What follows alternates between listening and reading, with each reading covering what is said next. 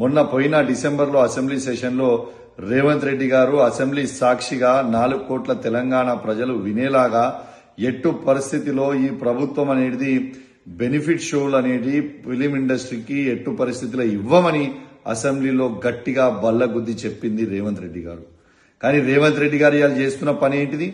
వాళ్ళని బ్లాక్మెయిల్ చేసి దిల్ రాజు గారిని అడ్డం పెట్టుకొని ఇవాళ ఫిలిం ఇండస్ట్రీ దగ్గర నుంచి 500 కోట్ల రూపాయలు వసూలు చేసి ఇవాళ గేమ్ చేంజర్ అనే ఒక మూవీకి ఇవాళ ప్రభుత్వము బెనిఫిట్ షోకి పర్మిషన్ ఇవ్వడం జరిగింది.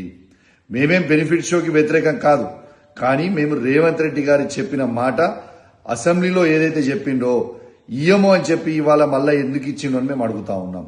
అంటే కేవలం పైసలు తీసుకొని 500 కోట్ల రూపాయలు తీసుకొని ఇవాళ ఇచ్చిండనేది యావత్ తెలంగాణ ప్రజలందరూ కూడా గమనించాలని నేను విజ్ఞప్తి చేస్తా ఉన్నాను. రేవంత్ రెడ్డి గారు, మీది నోరా మోరియా అని నేను అడుగుతా ఉన్నాను. నీకు సిగ్గు శరము లజ్జ మానం లేదా రేవంత్ రెడ్డి గారు అని నేను అడుగుతా ఉన్నాను. ఎందుకంటే నువ్వే పర్మిషన్ ఇవ్వా అని చెప్పి అసెంబ్లీ సాక్షిగా అందరికీ చెప్పి ఇవాళ డబ్బులు వసూలు చేసి 500 కోట్ల రూపాయలు ఇవాళ పర్మిషన్ ఇస్తే ప్రజలు ఏమనుకుంటారు అని కూడా సొయ్యలేదా నీకు రేవంత్ రెడ్డి గారు అని చెప్పి నేను అడుగుతూ సెలవు తీసుకుంటా ఉన్నాను. జై తెలంగాణ, జై కేసీఆర్.